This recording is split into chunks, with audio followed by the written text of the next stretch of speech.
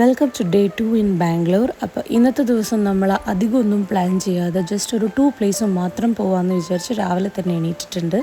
അപ്പോൾ പിള്ളേരെല്ലാം എണീറ്റ് സെറ്റായി വരുന്നേ ഉള്ളൂ. ഞാനിവിടെ കുളിച്ച് റെഡിയായി. അപ്പോൾ welcome to our new vlog.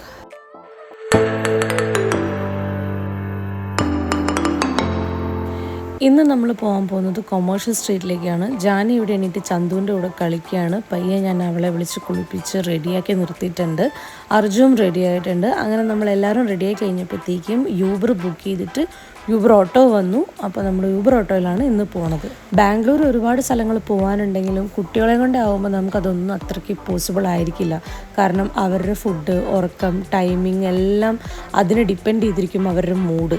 അപ്പോൾ അതുകൊണ്ട് ഞാൻ എന്തായാലും എനിക്കൊന്ന് കൊമേഴ്ഷ്യൽ സ്ട്രീറ്റ് പോകണമെന്ന് ആഗ്രഹമുള്ളതുകൊണ്ട് ഞാൻ ലക്ഷ്മിയും കൂടെ പ്ലാൻ ഇട്ടിട്ട് ഞങ്ങളെല്ലാവരും കൂടി ഇന്ന് കൊമേഴ്ഷ്യൽ സ്ട്രീറ്റിലേക്കാണ് ഇപ്പോൾ പോകുന്നത്.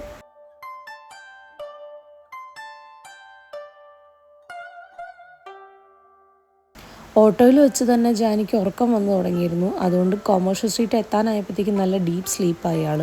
അതൊരു കണക്കിന് ഞങ്ങൾ അവിടെ എത്തിയപ്പോഴത്തേക്കും ഞങ്ങൾക്ക് അവളെ മാനേജ് ചെയ്യാൻ കുറച്ചും കൂടി ഈസിയായി. കാരണം ഉറങ്ങുമ്പോൾ നമുക്ക് മാക്സിമം കടകളൊക്കെ കയറാം എന്നുള്ളൊരു പ്ലാനിങ്ങിലായിരുന്നു ഞങ്ങൾ. അങ്ങനെ ഞങ്ങൾ ആദ്യം കൊമേഴ്ഷ്യൽ സ്ട്രീറ്റിലെത്തി. ലക്ഷ്മിയുടെ എല്ലാം ഓട്ടോ വരുന്നേ ഉണ്ടായിരുന്നുള്ളൂ. പയ്യെ ഞങ്ങൾ എവിടെയെങ്കിലും വെച്ച് മീറ്റ് ചെയ്യാൻ എഴുതിയിട്ട് പയ്യെ സ്ട്രീറ്റിലൂടെ നടക്കാൻ തുടങ്ങി. രാവിലെ ബ്രേക്ക്ഫാസ്റ്റ് കഴിച്ച് കുറച്ച് നേരം ആയപ്പോഴത്തേക്കും അവിടെ എത്തി 2 നടക്കൽ കഴിഞ്ഞപ്പോഴത്തേക്കും വിശക്കാൻ തുടങ്ങി. വേഗം തന്നെ ഞങ്ങളൊരു സമൂസ വാങ്ങി കഴിച്ചു. അപ്പോഴത്തേക്കും ലക്ഷ്മിയും ശങ്കറും അമ്മയും എല്ലാവരും നടന്നു വരുന്നുണ്ടായിരുന്നു. ഇത് കണ്ടോ, ഡാഡാസ് ഓൺ ഡ്യൂട്ടി. അമ്മമാർ ഷോപ്പ് ചെയ്യുമ്പോൾ അച്ഛന്മാരും മക്കളും ഉറങ്ങണ കാരണം എടുത്തുകൊണ്ട് നടക്കുക. ഞങ്ങളത് കാരണം നല്ല കൂളായിട്ട് ഷോപ്പ് ചെയ്യാൻ തുടങ്ങി. കുറച്ച് കഴിഞ്ഞപ്പോഴത്തേക്കും 2 പേരും എണീറ്റു. അപ്പോഴത്തേക്കും ആ സ്ട്രീറ്റിൻ്റെ ഇടയിൽ കൂടി ഇതുപോലെ ഒരു രഥം ഇങ്ങനെ വരുന്നുണ്ടായിരുന്നു. അപ്പോൾ അത് കുറച്ച് നേരം ഞങ്ങൾ മക്കളെ കാണിച്ചു കൊടുത്തു.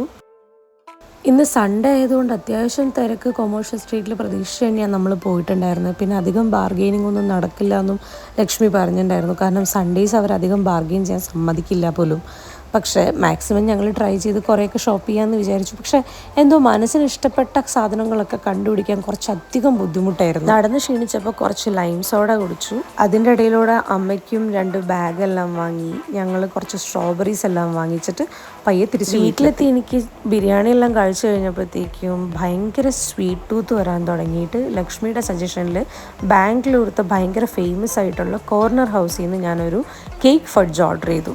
യൂട്യൂബിലും ഇൻസ്റ്റഗ്രാമിലെല്ലാം ഞാൻ ഇവരുടെ ഒരുപാട് ഹൈപ്പാവുന്ന റീൽസ് കണ്ടിട്ടുണ്ടായിരുന്നു. പക്ഷേ അത്ര ഞാൻ പ്രതീക്ഷിച്ചിട്ടുണ്ടായിരുന്നില്ല. പക്ഷെ ഇത് കഴിച്ചു കഴിഞ്ഞപ്പോൾ ഉറങ്ങിക്കിടക്കണ അർജുനെ വരെ ഞാൻ വിളിച്ചെണീപ്പിച്ചിട്ട് കഴിക്കാൻ പറഞ്ഞിട്ട് കൊടുത്തു. ദെൻ ഈവനിങ് ആയപ്പോൾ ഒരു ഉറക്കമൊക്കെ കഴിഞ്ഞിട്ട് ഞങ്ങൾ പയ്യെ എവിടെയെങ്കിലും പോയി ഫുഡ് കഴിച്ചിട്ട് വരാമെന്ന് കരുതിയിട്ട് തൊട്ടടുത്ത് തന്നെയുള്ള ദ റോക്സ്ബറി ബാർ ആൻഡ് കിച്ചണിൽ പോയി. അവിടെ പോയിട്ട് കുറച്ച് നേരം നമ്മൾ ഫുഡെല്ലാം കഴിച്ച് വർത്താനൊക്കെ പറഞ്ഞു. കാരണം നെക്സ്റ്റ് ഡേ ഞങ്ങൾ തിരിച്ചു പോവുകയാണ്. ഇത്രയും നല്ലൊരു ട്രിപ്പ് അല്ലെങ്കിൽ നമ്മൾ വിചാരിച്ചിട്ടുണ്ടായിരുന്നില്ല നമുക്ക് ഇതുപോലെ ഇവിടെ വന്ന് ഇവരുടെ കൂടെ ടൈം സ്പെൻഡ് ചെയ്യാൻ പറ്റുന്നൊക്കെ. പക്ഷേ ഒരു ഹാപ്പി എൻഡിങ് എന്നുള്ള രീതിയിൽ ഞങ്ങൾ നല്ല രീതിയിലൊരു ഡിന്നറൊക്കെ കഴിക്കാൻ വേണ്ടിയിട്ടാണ് ഇങ്ങോട്ട് വന്നിട്ടുണ്ടായിരുന്നത്. പക്ഷെ അവിടുത്തെ ഫുഡ് ഭയങ്കര മോശമായിരുന്നു. ഞങ്ങൾക്ക് ആർക്കും തീരെ ഇഷ്ടമായില്ല. അപ്പോൾ ഞങ്ങൾ വേഗം തന്നെ അവിടെ നിന്ന് ഇറങ്ങിയിട്ട് തിരിച്ച് വീട്ടിലേക്ക് പോന്നു. കാരണം നെക്സ്റ്റ് ഡേ ഏർലി മോർണിംഗ് ആണ് നമുക്ക് ഫ്ലൈറ്റ് ഉള്ളത്.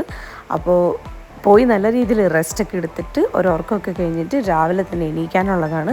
അപ്പോൾ നമ്മുടെ നെക്സ്റ്റ് വീഡിയോയിൽ ജാനിയുടെ ഫസ്റ്റ് ഫ്ലൈറ്റ് എക്സ്പീരിയൻസ് എല്ലാം ഷെയർ ചെയ്തുകൊണ്ട് ഞങ്ങൾ വീണ്ടും വരാം. അതുവരേക്കും ബൈ ബൈ.